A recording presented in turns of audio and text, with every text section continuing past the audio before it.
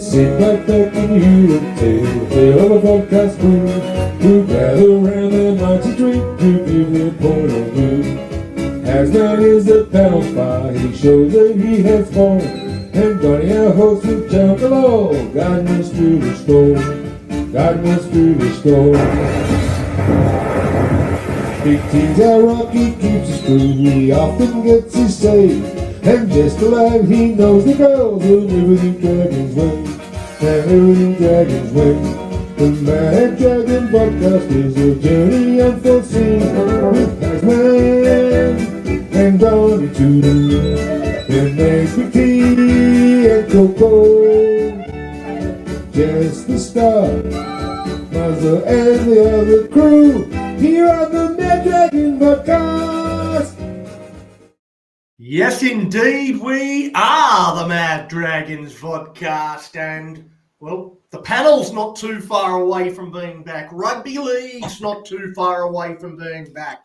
And right now, on your screens, we're bringing you back with Big T. Red V's a part of me. How you going, mate? I'm good, mate. I'm good. We're pumping on. Well, we're working Getting through everything ready for the vodcast. Yeah, well, there's a lot of planning in place. We've got we're going to go through the Dragon season preview in just a couple of weeks, and then of course an NRL season preview just before Vegas kicks off. We've got a few trial games to get through before then, so we'll have the normal, Tuesday team list Tuesday, Sunday night shows back.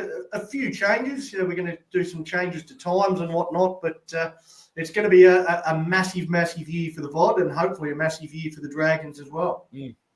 Hope so too.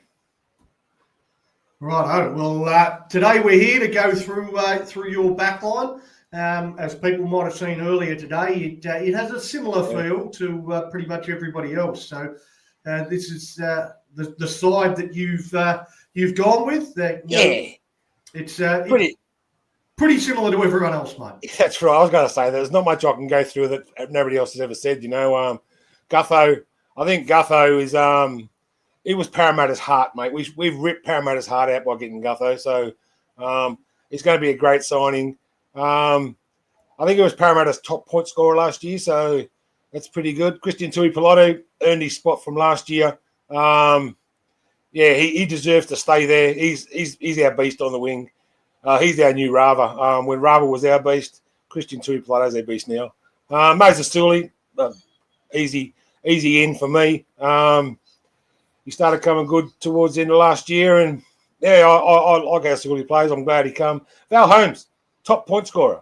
Was he top point scorer last year? I'm not sure, but he's top point scorer for Cowboys anyway. So we've lost Lomax, but Val Holmes scores 18 points a game anyway. So Tyrell Sloan, that's a big conjecture, and there's a few people saying Tyrell Sloan doesn't deserve to be on the wing, but he's put on a few kilos. He's put on a few kilos, and I'm sure he can defend on the wing one-on-one. So he's not quite a worry for me as it is for everybody else. Flanagan and Ilias, it's the only two we've got, so that's where they're going.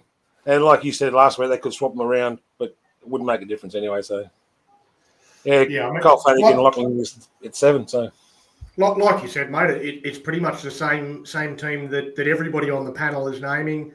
It's not often we're all pretty much unanimous in our support of anything on the VOD, but just about everybody's got this team. The one question I have been asking everybody, was there any position where you sort of juggled and weren't sure exactly which way to go, or were you pretty certain about all of them? Well, the only one that I had, the one that I had the problem with was moving Sloan from fullback to wing. I had a problem there, but I talked myself out of that, and I put Sloan there. But I'm telling you who to watch. Watch Nathan Lawson when he comes in. I don't know if he's eligible to play this year, but I think he's going to be a revelation. Look at Will Warbrick at Melbourne, exactly the same place he came from. So I think we've got a star there.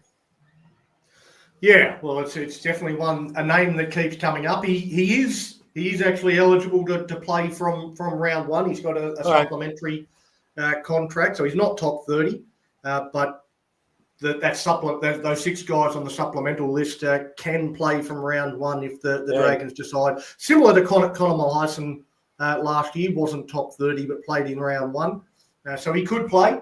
But I think Will Warbrick did 12 months in lower grades. I expect. Yeah, he did. Yeah, he did. I had to check on that. He did 16 months in lower grades. So I think he's got time to go, but I think he's going to be a star. I think. Yeah. He's only a young bloke. There's plenty of time in front of him. He looks to have the speed. He looks to run good lines. I think in attack, he'll pick that up really quickly. Oh, for sure. It'll be the defensive positioning side of the game where. But coming from Union to League, I know it was sevens, but coming from Union to League, the backs will transfer better than forwards will. So traditionally, yeah. You've got the exceptions like Ray Price, but that was way back when. So Brad Thorne and Sonny Bill Williams. Well, he went the other way, didn't he? He was sort of League to Union, back to League, something like that. Yeah. But who cares? Sonny Bill Williams. Yeah. In any case, mate, I mean, it's a pretty straightforward backline. I don't think we need to spend too much time. We have got players there now that could come in. Corey Allen, Finney, Rava and Feeney. There's a couple of others there that could come in. A couple of our development players that could come in. You know, so who knows what Flanagan's going to do with the team? Hopefully, he shakes up a bit this year and he adds a few players that. We'll all pop our eyes at. So, hopefully we go undefeated and he doesn't need to shake it up. That's exactly right. But I think this year is an experimental year. And we'll go through my predictions later on. But we'll be in there and roundabouts by round 27. Well, that's what we're all hoping. In there, roundabouts, winning the premiership. That's that'd be lovely. Win it from 7th. How's that? We'll give it that one. We'll get that one. Wow, that sounds like a plan, mate. Let's make history. Righto. Well, next time we see you, Big T, will be it'll be just before the first NRL trial game. Not our first trial game, but the first for any team in the NRL. And only a few days before our first show. So, getting very close now, mate. Red V's a part of me. Righto, let's go. Come on, Dragons fans. Fire up! You! Coco is at Penal's heart. She wears it on her sleeve. As Mustard tells tales of Dragons wins and Tudor victory.